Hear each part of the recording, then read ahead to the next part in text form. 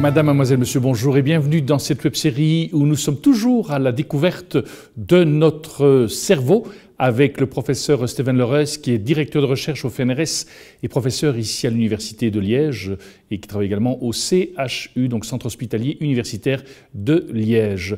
Steven Lereus, bonjour. Bonjour. Alors je ne sais pas si vous avez choisi de participer à un concours de natation, mais c'est un petit peu étonnant là, vous êtes un nouvel objet que vous nous présentez. Tout à fait, donc là je suis cobaye et ce qu'on voit c'est une interface cerveau-ordinateur. Donc on a des électrodes, un système qui marche, on peut d'ailleurs voir ce qui se passe en ce moment dans mon cerveau. On voit ici l'activité électrique que ces différents capteurs que vous voyez, et vous voyez ces sans fils, me permettent, parce que je pense que comme scientifique on dépend de la technologie, ce qui permettait Galilée de faire ses découvertes, c'était ces télescopes, et bien maintenant nos télescopes nous permettent de zoomer sur cet univers intérieur, le cerveau. J'aime toujours bien le nom de ces machines, ici c'est le Nautilus, on connaît de Jules Verne, donc là on va en profondeur dans mon cerveau, en utilisant un système qui s'appelle le Mind Beagle. Alors le Beagle, c'est le fameux bateau de Darwin, encore un autre grand scientifique, qui là nous permet d'aller explorer d'autres continents ici de l'esprit, et avec le but final de mieux aider des cerveaux blessés. Parce que là on communique, je vous parle, si je n'ai plus la parole je vais avoir communication non verbale, mais chez des patients qu'on voit avec l'équipe au CHU de Liège, c'est plus possible. Et donc, on dépend de ces technologies pour essayer de savoir est-ce que cette personne dite dans le coma ou ces différents états qui suivent le coma nous entend. Est-ce qu'il perçoit? Et est-ce qu'on peut accéder à ses pensées?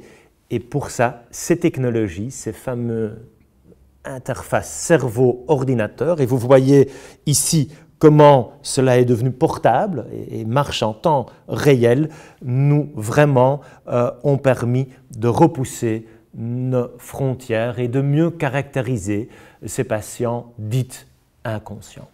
Parce que voilà, si je regarde ce que je vois là, je vois que ça bouge un peu. Donc je vois que vous êtes vivant, mais vous pouvez interpréter ça quand vous voyez ça, vos chercheurs et vous, votre équipe, vous pouvez dire voilà ce qui se passe dans le cerveau à partir de juste de ces graphiques-là? Alors, à nouveau, il ne faut pas être trop arrogant, on ne comprend pas comment expliquer la conscience, mais avec ces différentes machines, et là j'aurais voulu amener un scanner, mais c'était un peu grand. Oui. Historiquement, c'était le PET scan, qui permet d'injecter du sucre radioactif. Alors le cerveau, il consomme beaucoup de sucre et je peux le voir. Donc là, chez vous et moi, ça doit être tout rouge. Et quand vous êtes dans le coma, c'est tout bleu. C'est une activité qui est beaucoup plus basse. Et ces résultats, d'ailleurs, je les montre avec l'équipe aux familles qui nous sont envoyées d'un peu partout en Europe. On va faire une batterie de tests pendant une semaine. Donc, ils viennent de Suisse, de France, même de Flandre, au CHU de Liège pour une semaine, toujours envoyés par un médecin qui se pose la question, cette personne qui a eu un coma après un trauma crânien, un arrêt cardiaque, il a survécu après une hémorragie, et qui un jour, parce que le coma ça dure quelques jours, quelques semaines, va ouvrir les yeux. Mais parfois, tout ce qu'on voit c'est des réflexes. Dans les années 70, on a appelé ça état végétatif persistant. Je déteste le terme. On ne peut pas comparer des êtres humains avec des plantes. Végétatif, je ne l'utilise plus. On parle maintenant d'un éveil non répondant. Parce que c'est ça qu'on voit. Vous vous réveillez de votre coma, c'est-à-dire vous ouvrez les yeux, vous n'êtes plus dans le coma parce qu'on ne va jamais ouvrir les yeux dans le coma, mais on a uniquement une activité réflexe, pas de réponse à la commande. Et on s'est aperçu, avec l'équipe d'ailleurs, que beaucoup de ces patients, en fait, ont encore des signes de conscience. C'est ce qu'on appelle l'état de conscience minimale. C'est un peu entre les deux. Et à nouveau, l'erreur historique, c'était de dire la conscience est tout ou rien. Eh bien non, on peut être minimalement conscient, mais néanmoins incapable de communiquer ses pensées, ses perceptions. Et là, toutes ces machines, le PET scan, mais aussi l'IRM qui permet de faire des photos du cerveau. Je ne pouvais pas amener cette machine, mais vous la connaissez. On fait des photos de votre cerveau, mais on veut aller plus loin, on veut savoir comment ça marche. Et ça, c'est l'IRM fonctionnel. Et on a d'ailleurs été les premiers à utiliser ces technologies pour voir chez des patients qu'on croyait végétatifs non répondants, qui étaient envoyés, qu'en réalité, quand on leur parle, quand on leur pose des questions même, ils vont réactiver. Autrement dit, ils nous ont entendus, compris, et ils ont fait ce qu'on leur a demandé, même s'ils étaient trop paralysés, pour qu'ils puissent répondre à nos commandes. Quand on regarde ce qui se passe dans le cerveau, avec des outils comme celle-ci qui sont moins chers et plus faciles, on va maintenant dans des hôpitaux, dans des centres de rééducation, même à la maison, pour essayer, avec des systèmes comme celle-ci, de voir chez quelqu'un qui a survécu à un coma, mais qui ne peut plus communiquer, est-ce qu'il y a parfois pas plus qui se passe dans ce cerveau. Et c'est important parce qu'on ne veut pas être là considéré comme complètement inconscient, en réalité avoir encore une certaine forme de conscience de ce qui nous entoure et de nous-mêmes. Ce qui veut dire que ces gens-là, à un moment donné, peuvent retrouver leur pleine conscience? Alors ça, c'est difficile. On va se battre aux soins intensifs, on fait toutes ces mesures au début, et puis souvent on voit, avec l'électroencéphalographie, cette machine que j'ai là, et tous ces autres scanners, qu'il n'y a pas d'espoir, et on laisse mourir. Mais quand il y a trop d'incertitudes, on continue, et c'est important de donner toutes les chances à ces patients. Mais parfois, alors, on va créer ces artefacts, ces états modifiés de conscience chroniques. En Belgique, il y en a 150 tous les ans, et je pense qu'on en parle beaucoup trop peu, et qu'ils existent, et il faut essayer d'améliorer leur trajet de soins. Ils sont trop négligés par la médecine. Et très souvent, quand ils viennent chez nous, ça fait très longtemps qu'ils n'ont plus vu de médecins spécialistes, et on doit absolument essayer d'améliorer leur diagnostic, leur pronostic, parce qu'on ne peut pas prendre des décisions qui sont éthiquement justes quand on construit sur du sable. Et donc, c'est important pour des patients précis d'utiliser ces technologies, de réduire l'incertitude et de mieux aider, avec évidemment parfois des décisions difficiles, mais aussi des possibilités thérapeutiques. On a par exemple été les premiers à aider ce qu'on appelle la plasticité cérébrale, donc à améliorer leurs chances de récupération avec une stimulation électrique. Donc c'est une électrode là, et tous les jours, pendant 20 minutes, on va mettre un courant très faible pour... Je ne vais pas donner des faux espoirs à toutes ces familles, ce n'est pas miraculeux, mais on a pu démontrer qu'il y a un effet, même parfois des mois après l'accident, et donc c'est dans cette voie qu'on continue. C'est évidemment pas comme dans les contes de fées qu'on récupère de son commun, c'est clair que c'est des dégâts très importants qui laissent des séquelles, mais je pense que c'est important d'assurer, pour moi le vrai débat c'est de se battre pour une qualité de vie. C'est difficile. C'est quoi une vie qui vaut la peine d'être vécue? Mais à nouveau, on doit plus augmenter nos efforts pour mieux les aider, de ne pas le voir comme noir et blanc. Trop souvent, j'entends parler de droit à la vie, droit à mourir.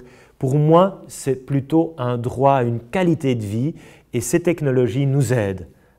Et c'est ce qu'on essaye de faire avec l'équipe, à prendre ces bonnes décisions et améliorer aussi le traitement de ces patients. Et donc, cet outil-là, j'ai l'air évidemment un peu particulier, mais je pense illustre comment on peut maintenant faire des choses extraordinaires où, par mes simples pensées, j'arrive là à contrôler. Et d'ailleurs, on peut le faire.